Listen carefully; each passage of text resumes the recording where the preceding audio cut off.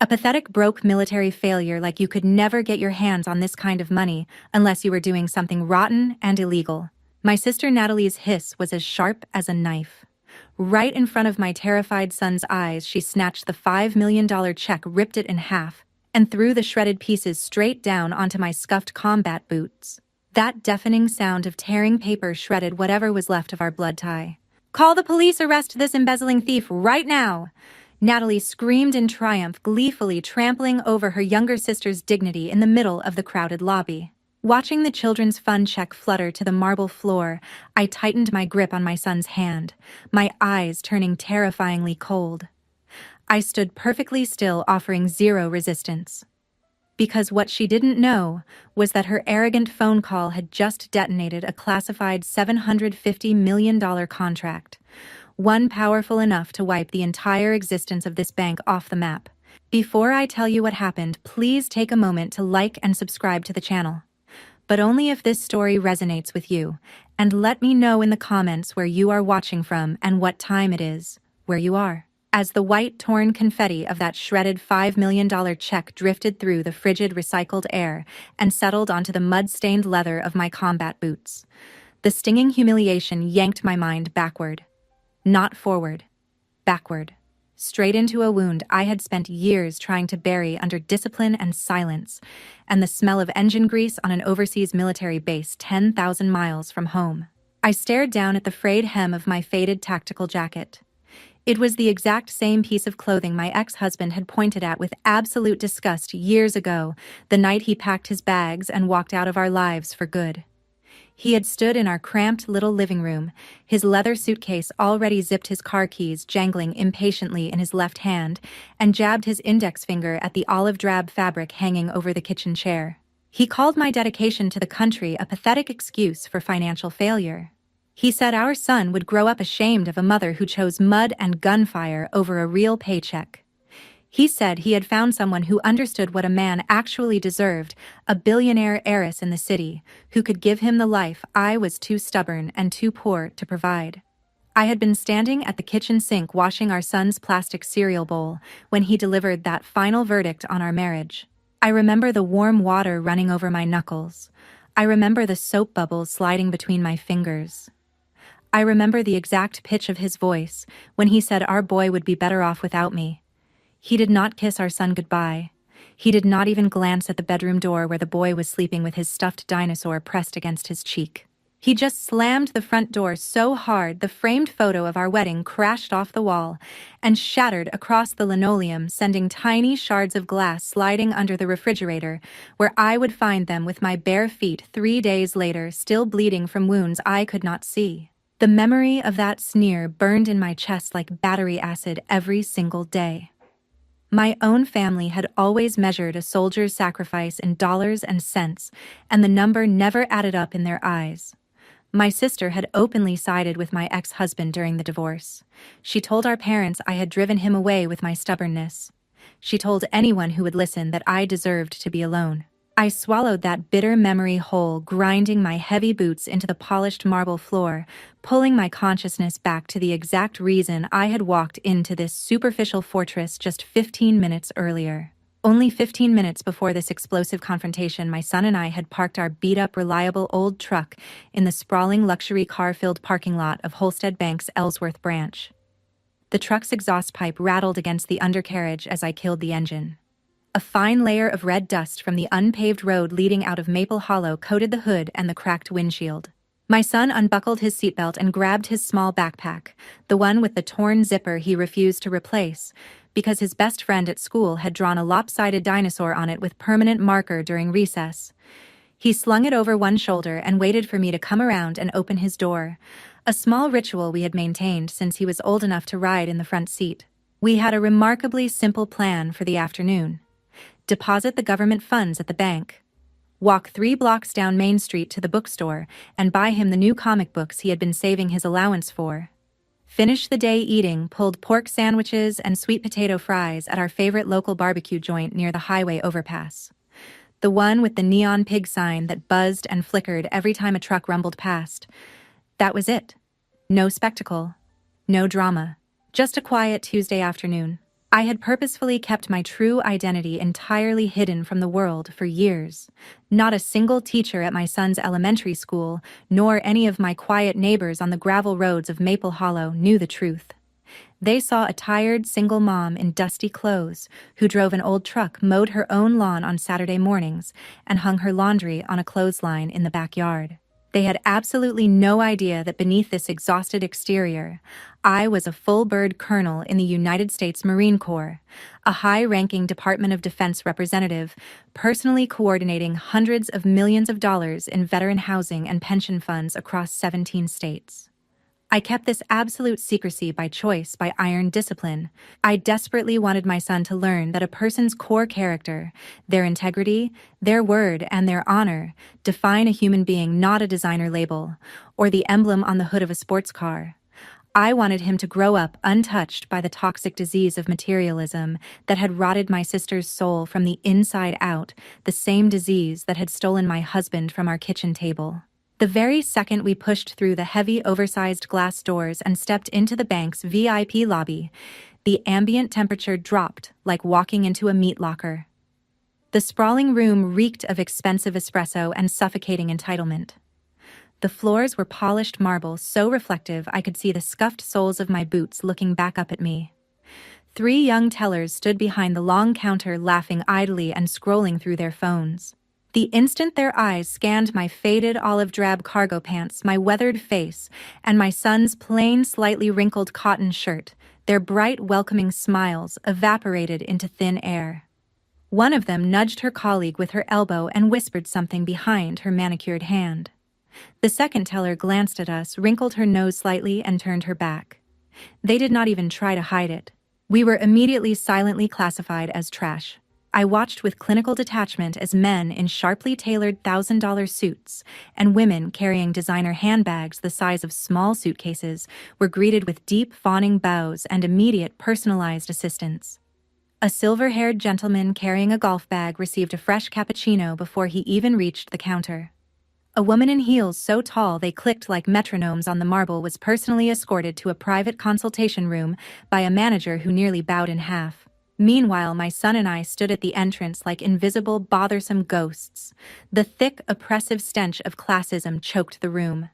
Without speaking a single word, the entire banking staff had drawn a line in the polished marble, deciding that a woman in scuffed boots and a boy in a wrinkled shirt did not deserve basic human dignity. I had seen this exact dynamic play out in combat zones around the world.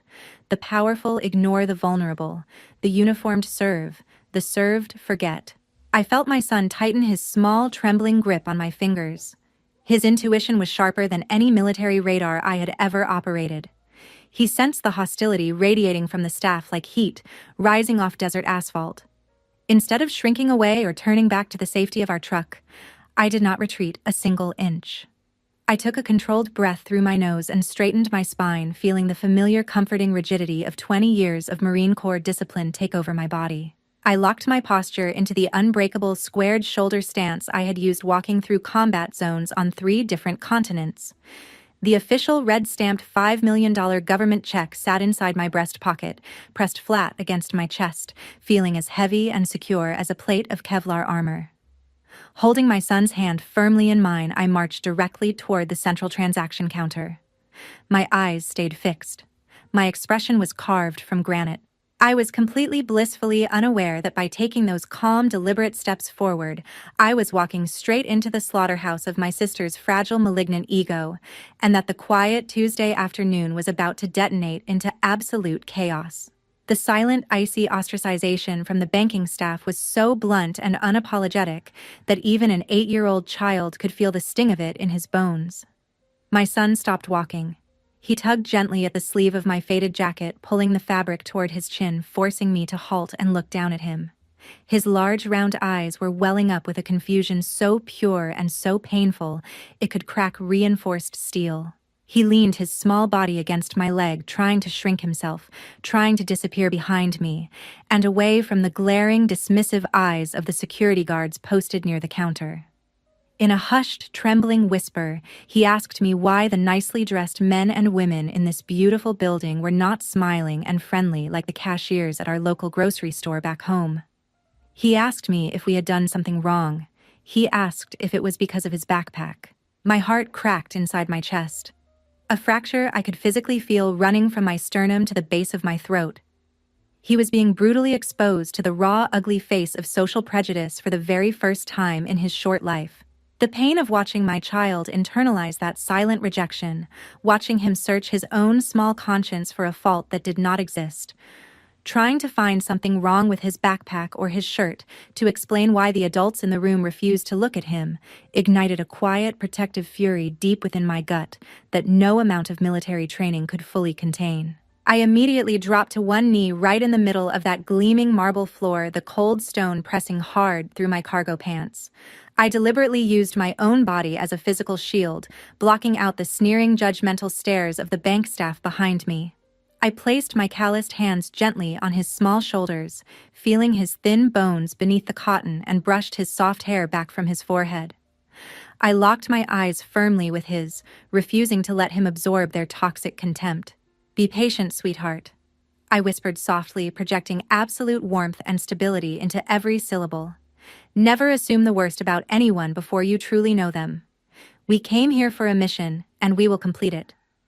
I squeezed his shoulder once, firmly transferring my quiet strength into his small frame. He needed to understand that true resilience means maintaining your own internal honor and composure, even when the rest of the world decides to treat you with baseless, cruel contempt. He needed to know it was never his fault.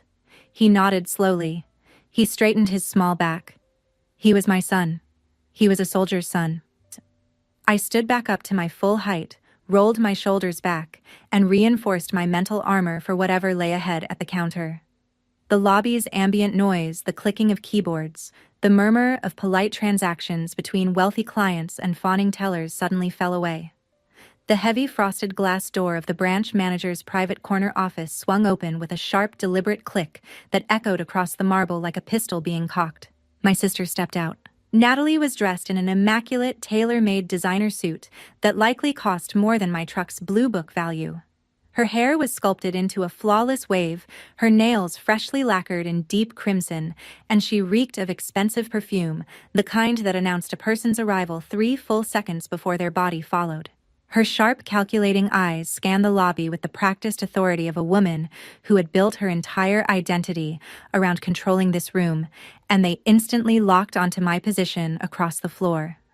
I stood perfectly still, searching her powdered face for even a fleeting flicker of familial warmth, a trace of recognition, a shadow of the girl who once braided my hair before school. I found absolutely nothing.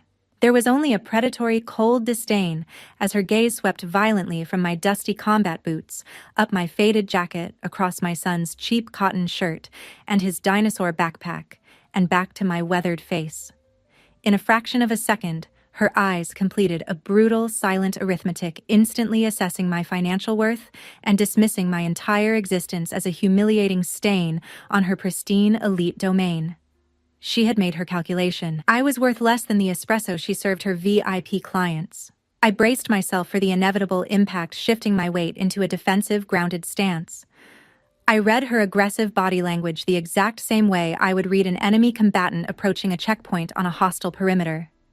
The arrogantly lifted chin, the rigid, tense shoulders, the cruel, lopsided smirk of absolute superiority forming on her painted lips. She was actively preparing for a public execution, eager to showcase her dominance in front of her wealthy clientele. I refused to give her the satisfaction of seeing me flinch. I took 3 long, deliberate strides, stepping right up to the cold, thick glass of the VIP transaction counter. I reached into my breast pocket, maintaining direct, unblinking eye contact with her the entire time. With slow, measured precision, I extracted the heavily stamped document and slid the $5 million government check onto the smooth surface of the counter. I laid down my opening move in a psychological war I never wanted to fight, setting the stage for the explosive collision of our 2 fundamentally incompatible worlds. My sister marched up to the counter with the clicking precision of her designer heels and stared down at the long, impossible string of zeros printed on the government check. Her pupils dilated. Not with professional curiosity, not with the composed interest of a competent bank manager verifying a legitimate document. Her eyes widened with pure, unadulterated, venomous envy.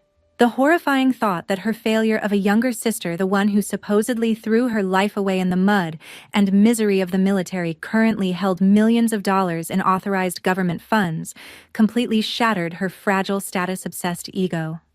Unable to process the reality in front of her, her malice took over like a virus seizing a weakened host.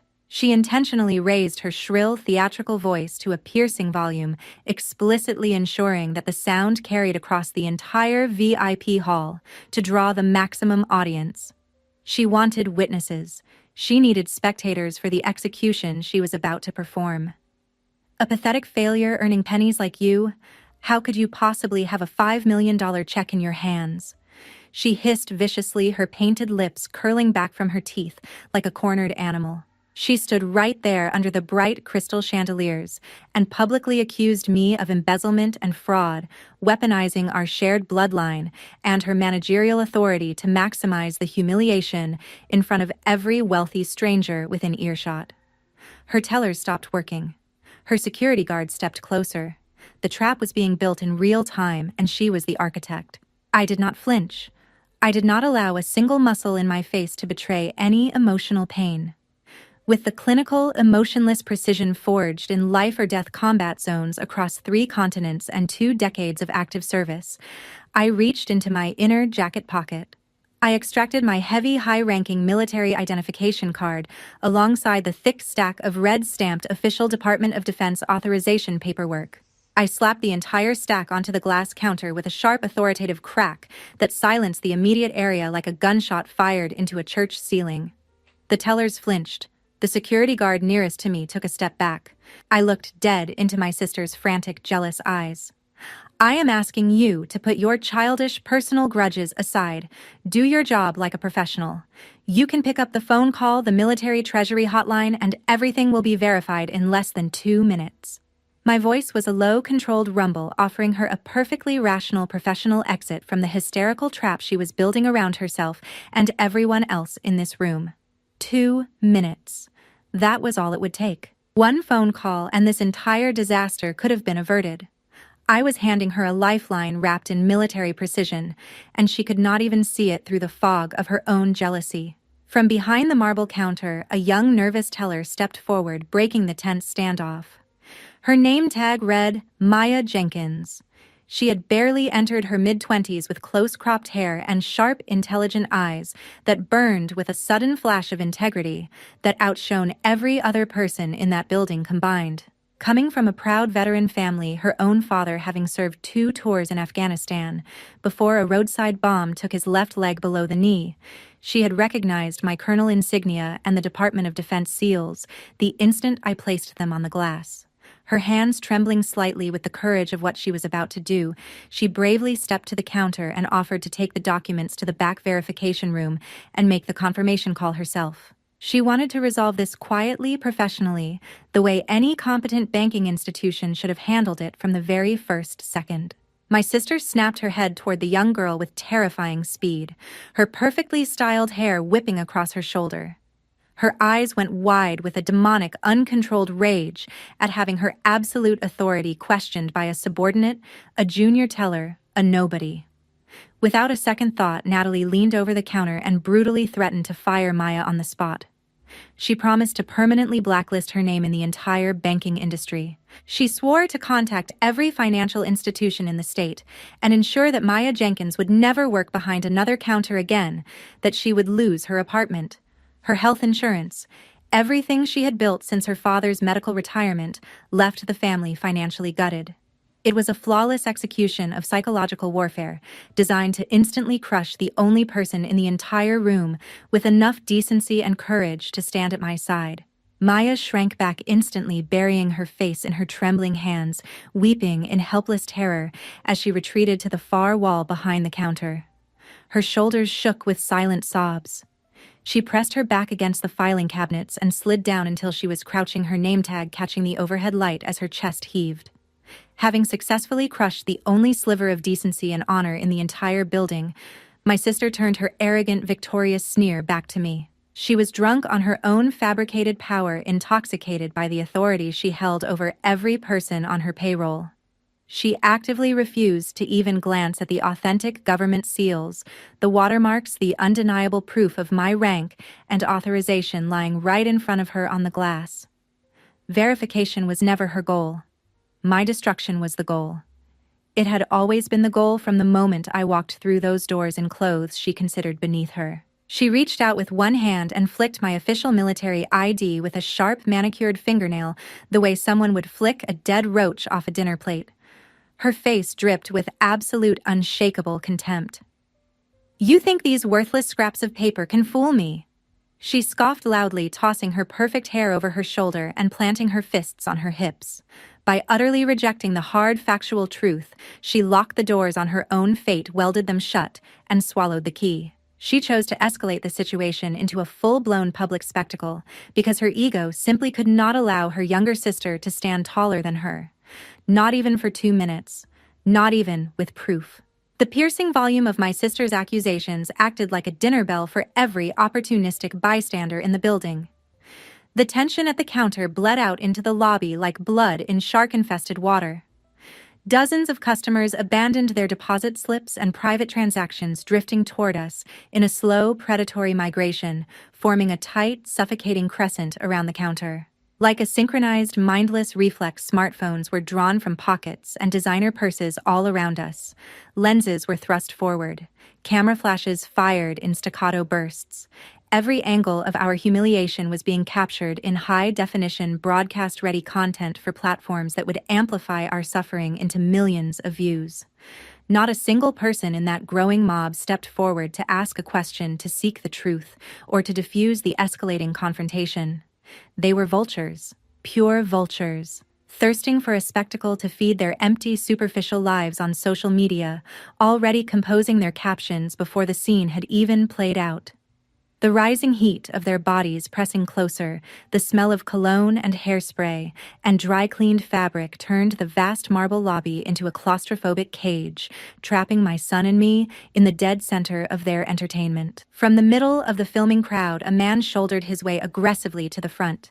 Charles Montgomery. I did not know his name at that moment, but I would learn it later from the police report. He was a local figure notorious in this branch for his desperate, pathetic campaign to win VIP status by ingratiating himself with the management.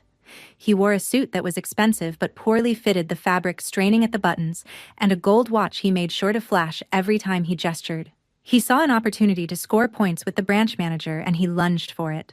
He barked a loud, theatrical laugh that bounced off the vaulted ceiling. "Manager Price is absolutely right.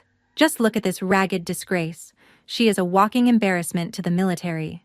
She is probably using her own child as a prop in some pathetic, poor single-mother scam to swindle sympathy money from this bank." His fat finger pointed directly at my son as he delivered that last line.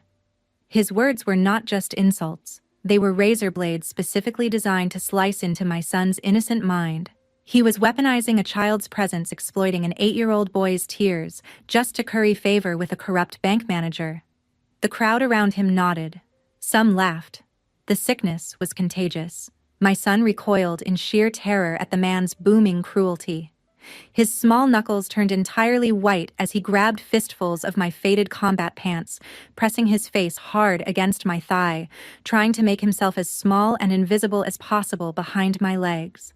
I felt the wetness of his tears soaking through the fabric onto my skin. The blood in my veins turned to liquid nitrogen.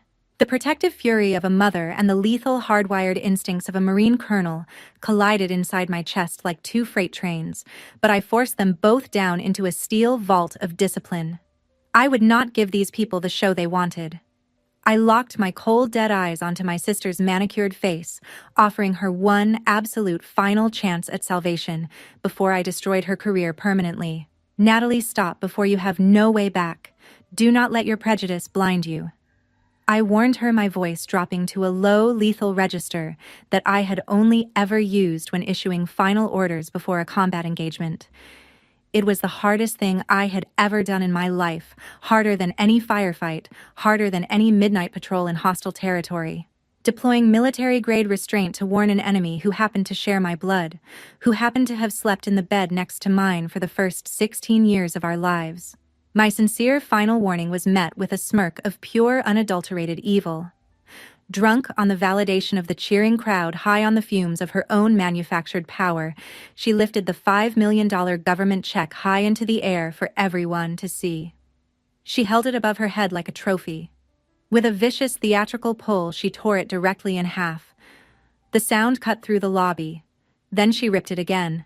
And again. She turned the multi-million-dollar children's fund into worthless confetti and threw the shredded pieces violently into the air, letting them flutter down onto my scuffed boots, onto the marble, onto the dinosaur backpack my son had pressed against his chest. "That is where people like you belong."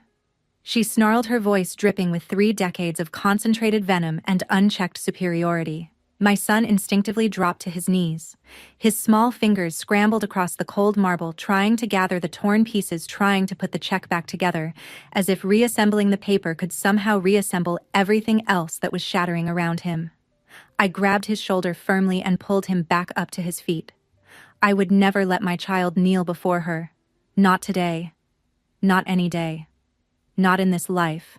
I looked right through her hollow soul, past the designer suit, past the perfume, past every mask she had ever constructed to hide the rot underneath. "You just ended your own life with your own hands, Natalie," I stated. My voice did not rise. My hands did not shake. The words landed on the marble floor between us with the finality of a coffin lid closing. That was the exact moment she picked up her desk phone, dialed security, and screamed for the police. Following her hysterical, completely fabricated police call, my sister pointed a manicured finger at me and barked an aggressive order to her head of security, Marcus Vance. He was a giant, lumbering man with a shaved head, a thick neck, and hands the size of dinner plates. The kind of man who clearly enjoyed bullying anyone he deemed physically weaker to justify his inflated paycheck and earn approving nods from management. He unhooked his heavy metal handcuffs from his tactical belt with a cruel, eager glint in his dull eyes, and lunged forward through the crowd toward us, shoving bystanders aside with his massive shoulders like a bull clearing a pen. "Stand still and put your hands behind your back. You fraud!" He growled entirely, ignoring any semblance of protocol entirely. Ignoring my military identification still sitting on the counter in plain sight. Entirely ignoring the fact that a small child was pressed against my legs with tears running down his face. He did not care about evidence. He did not care about procedure or due process. He cared about showing off for the cameras and earning his boss's approval. As he swung the heavy steel cuffs forward in a wide, undisciplined arc to force my immediate compliance, his massive, rough forearm grazed dangerously, terrifyingly close to my son's face. The boy flinched hard, pulling his head back just in time.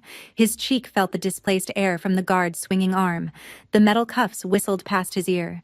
Time froze completely as the threat of physical harm against my child registered in my brain like a detonation code punched into a warhead. Every nerve ending in my body ignited simultaneously. In that split second, the protective mother and the combat-hardened Marine colonel merged into a single lethal entity. My speed was beyond anything anyone standing in that lobby could have imagined.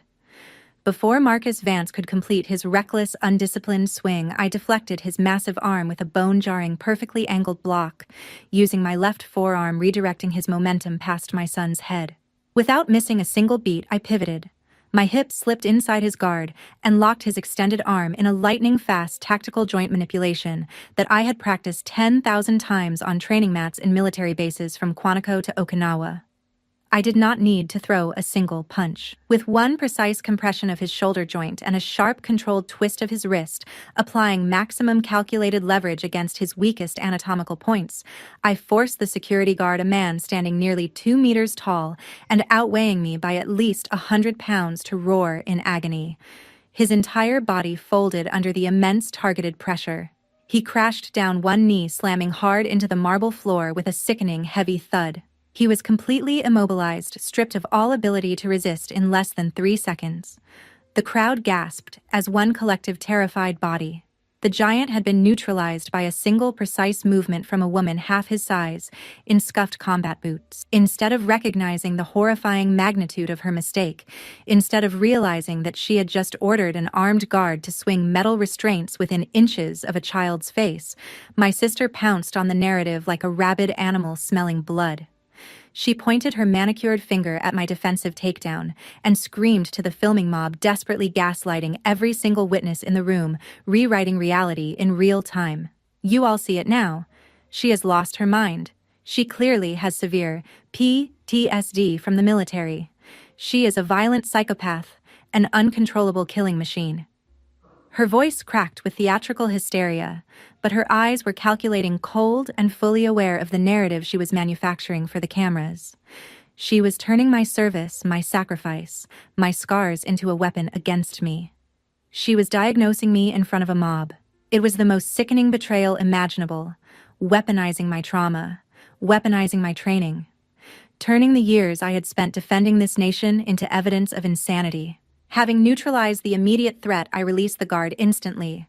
I kicked his handcuffs across the marble floor, sending them spinning under the counter and out of reach. Anyone who dares lay a single finger on my son, I swear I will break their arm.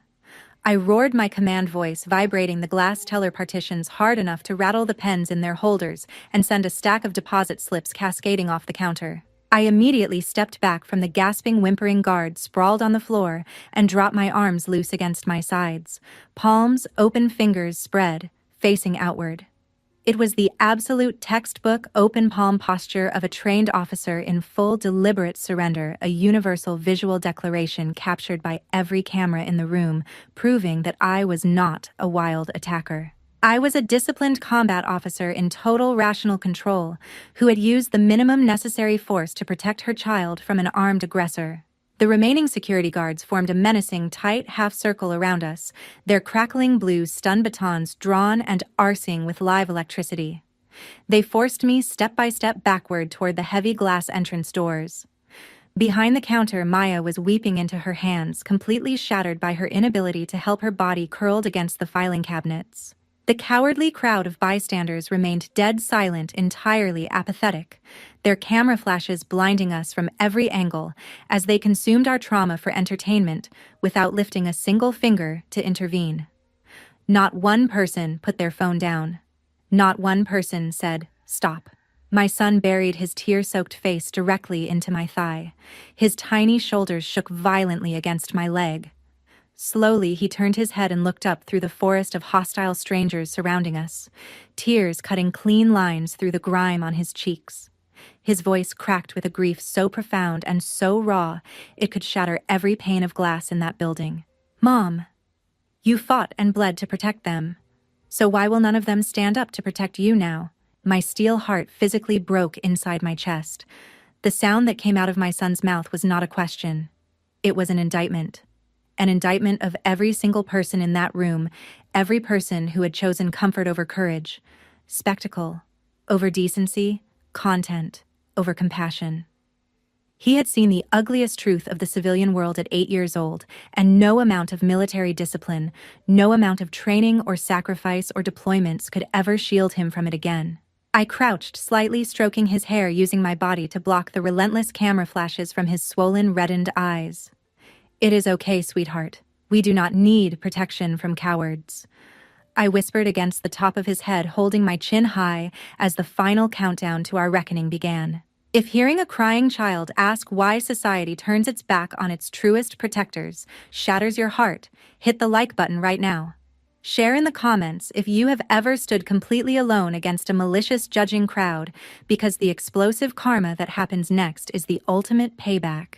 The remaining security guards tightened their half-circle, their crackling stun batons carving blue arcs through the lobby air like electric fences closing in on livestock. They systematically forced me step by step backward toward the glass entrance, their boots squeaking on the polished marble. I held my ground with absolute discipline, keeping my son entirely tucked behind my body to shield him from both the weapons and the relentless glare of the smartphone lenses. The collective silence of the dozens of onlookers was absolutely deafening. Not a murmur of dissent. Not a single voice raised in objection. It was a collective, grotesque moral failure recorded in pristine high definition, a room full of adults watching a veteran mother and her crying child be herded toward the exit by armed corporate security, and choosing to film it instead of stop it. I focused my breathing, counting each inhale and exhale in a slow, rhythmic pattern, 4 seconds in, 4 seconds out, locking my overwhelming rage deep within a reinforced vault in my skull.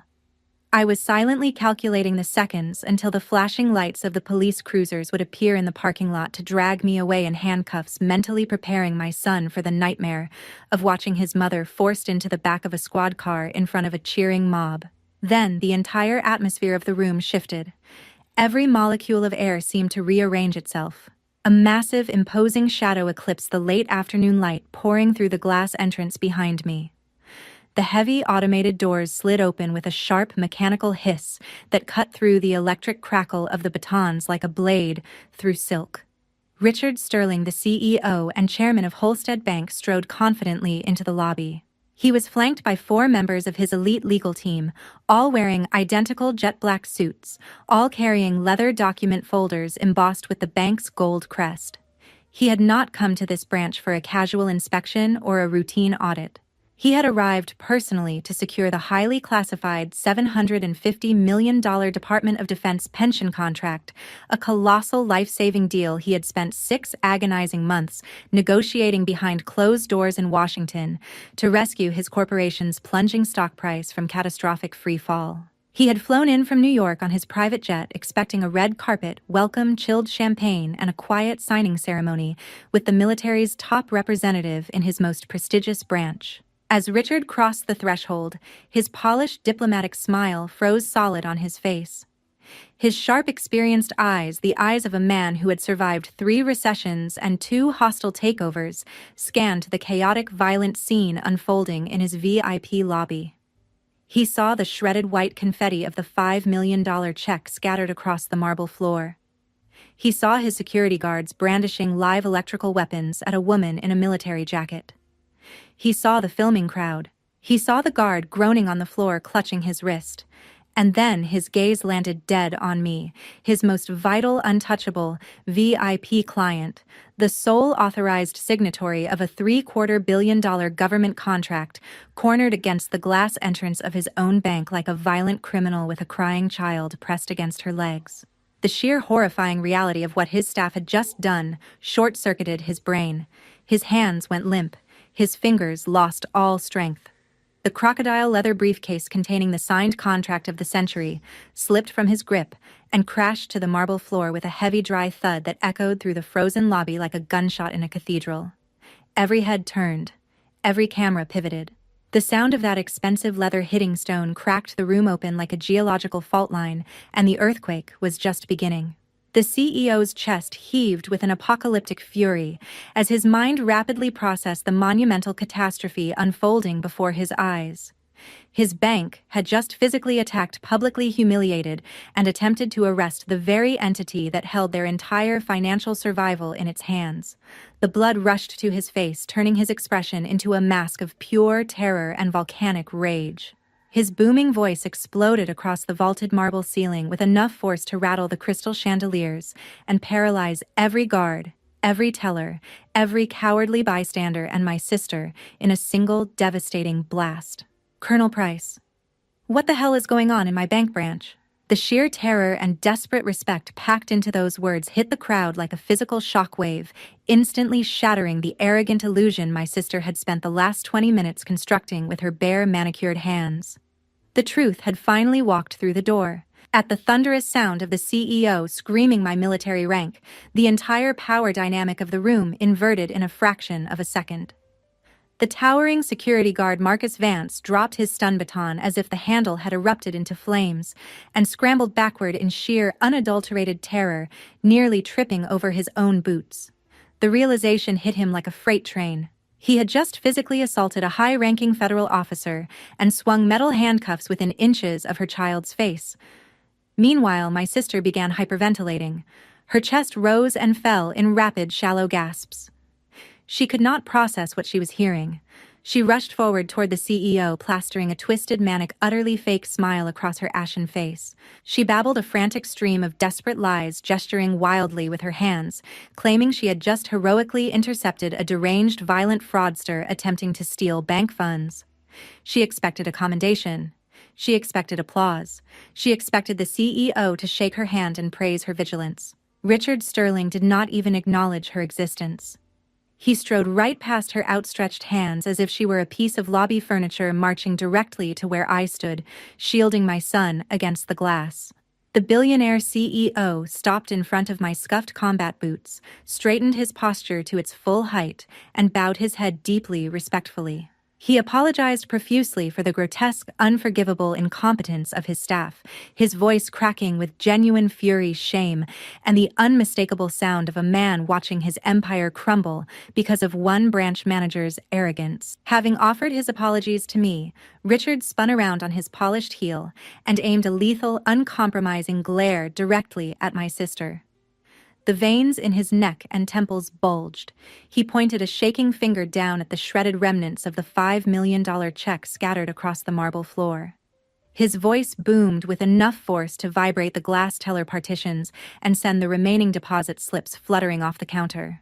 The woman you just humiliated, whose check you just shredded, and whom you called the police to arrest, is Colonel Lauren Price, Senior Representative of the United States Department of Defense. She holds sole authority over the $750 million pension contract that is the only thing keeping this bank alive. And that $5 million check you tore to pieces was legitimate government funding, verified and confirmed through official channels by email this morning. You did not just destroy federal property. You slandered a decorated military hero of this nation. The magnitude of his revelation hit the filming crowd like a physical shockwave. The smartphones that had been recording a crazy beggar being rightfully ejected were now capturing a decorated military colonel being brutally abused by a corrupt elitist banking system run by her own sister. The narrative flipped so violently and so completely, it gave the entire room whiplash. Faces went white, phones lowered, mouths fell open. The man in the poorly fitted suit who had mocked my son retreated silently into the back of the crowd, trying to disappear. The blood drained entirely from my sister's perfectly powdered face, leaving her looking like a hollow corpse standing upright in a designer suit. The cowardly mob of onlookers instantly lowered their phones, backing away in stunned, humiliating shame, suddenly and violently confronted by their own complicity in the abuse they had gleefully documented. My sister's aristocratic mask, carefully constructed over decades of false superiority, practiced cruelty and obsessive status chasing, shattered into absolute dust before my eyes. Her jaw went slack, her knees buckled, her body crumpled. She collapsed to the marble floor, trembling violently, crawling on her hands and knees toward me. She grabbed at the hem of my combat pants with shaking, desperate fingers, her manicured nails scraping against the faded olive fabric clinging to the very uniform she had mocked and spit on just minutes earlier. The sight was pathetic beyond any description language could provide. The woman who had sneered at my clothes, torn my government check into confetti, threatened my ally, ordered a guard to swing metal cuffs at my child, and screamed for the police to arrest me, was now sobbing uncontrollably on the cold marble floor, begging for mercy. She used the family tie, the one she had spent her entire adult life mocking, denying, and weaponizing. She called me sister. She called me family. She used every word she had spent 45 years refusing to mean. I looked down at her weeping, pathetic form clinging to my boots. I felt absolutely nothing. No pity, no anger, no satisfaction, no triumph. Just a clinical void, the kind of terrifying emotional emptiness that settles in after a long battle when the adrenaline bleeds out and all that remains is the cold, sterile arithmetic of consequences that cannot be undone. My voice dropped to absolute zero, slicing through her hysterical sobs like a surgical blade cutting through infected tissue. The military taught me to risk my life to protect this nation and its people, but it absolutely never taught me to tolerate corruption, cruelty, and discrimination, even if the perpetrator shares my own blood. I pulled my leg back, breaking her grip on my uniform forever. The fabric tore slightly where her crimson nails had dug in. I did not look down at her again.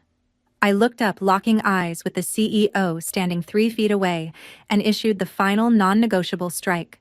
I demand the immediate termination of Natalie Price and Head of Security Marcus Vance. Strip their employee badges and hand them over to the police.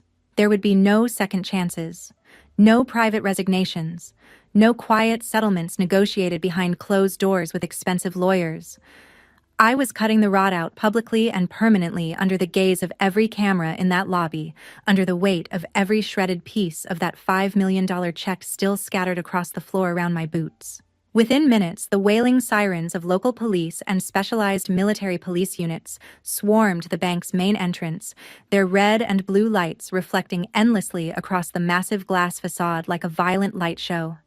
They had been dispatched expecting to subdue a deranged criminal. Instead, upon seeing my rank displayed on the counter, hearing the CEO's furious detailed testimony, and reviewing the security camera footage that showed Marcus Vance swinging handcuffs at a child, the heavily armed officers immediately lowered their weapons and snapped sharp, respectful salutes. My sister, stripped of her employee badge and every manufactured shred of her authority, was walked out of the building in heavy steel handcuffs. She screamed hysterically as they formally read her the charges: filing false police reports, attempted extortion, intentional destruction of government property, assault by proxy. The cowardly security guard Marcus Vance was shoved roughly into the back of a second police cruiser right behind her. His brief, brutal reign of bullying permanently terminated with a click of steel around his thick wrists. By evening, the bystanders' videos had leaked across every social media platform on the internet, but the narrative had violently and irreversibly flipped. The footage of a branch manager tearing a charity check, ordering armed guards to attack a veteran mother and her crying child, and then gaslighting the entire room by screaming about PTSD went catastrophically viral. Major news networks ran it as their lead story. Cable news panels dissected it for hours. Holstead Bank's stock plunged into a terrifying freefall on Wall Street as the public launched a massive, unrelenting boycott campaign against the institution's documented culture of discrimination and cruelty. The elite financial corporation was suddenly facing the worst existential crisis in its century-long history, completely paralyzed by a backlash that no amount of money lawyers or crisis management consultants could contain or buy their way out of. The apathy of the filming crowd, the very weapon my sister had counted on to validate her cruelty, had become the gasoline that was burning her empire to the foundation. Later that night, while dozens of screaming news vans and aggressive reporters camped outside the small front window of my modest wooden house on the edge of Maple Hollow, I sat completely alone in the dim light of my kitchen. My son was finally asleep in his room, his dinosaur backpack still clutched against his chest, his face still puffy and streaked from hours of crying. The only sound in the house was the lonely, quiet ticking of the old clock mounted above the stove, each second falling like a small stone dropped into deep, still water. I stared blankly at my faded, scuffed uniform hanging over the back of the wooden kitchen chair, the same chair I had been leaning against when my ex-husband delivered his final verdict on our marriage years ago. A framed photograph of Natalie and me as children, maybe 6 and 9 years old, sat on the shelf above the sink. I reached up, took it down, and placed it face down on the counter without looking at it again. I felt absolutely no joy in my sister's destruction, no triumph, no vindication. The silence in the house was heavy, suffocating, loaded with the weight of something permanent and irreversible. I had successfully severed my toxic bloodline forever. The sister who once braided my hair before school. The girl who shared my bedroom for 16 years. The person who was supposed to be the one constant in a brutal, unforgiving world was gone, hauled away in handcuffs on live television while the nation watched. Watching a family member be dragged out of a building in steel restraints, even one who earned every charge filed against her, leaves a permanent cold scar that no amount of public praise, viral support, or presidential commendations can ever heal. As I sat alone in the dark kitchen, my son's tearful, shattering question echoed endlessly against the walls of my skull. You fought to protect them, so why will none of them stand up to protect you now? The horrific truth crashed over me like a rogue wave in open ocean. If I had not possessed that massive $750 million contract as a shield, I would be rotting in a concrete holding cell at that very moment, fingerprinted and booked, crushed and forgotten, while my sister celebrated her victory with champagne in her corner office, and my son sat in a foster care intake room, wondering where his mother had gone. A normal wounded veteran, a soldier without a multi-million-dollar weapon in her pocket, would have been dragged out of that bank in chains while the crowd cheered and uploaded the footage for likes and shares. The entire system was fundamentally rotten to its core. Punishing one malicious branch manager was satisfying, but it was not nearly enough to cure the disease eating the institution alive. I gripped the edge of the kitchen table until my knuckles turned white. My war was far from over. It had just begun. I had to use my leverage to tear the corrupt corporate structure down to its foundation and rebuild it from the ground up, ensuring no veteran, no soldier's child ever faced this kind of institutional cruelty and public humiliation again. 3 days after the disastrous incident, Richard Sterling and the most powerful members of his terrified board of directors arrived at my front door in a convoy of black luxury sedans that looked absurdly out of place on my gravel driveway.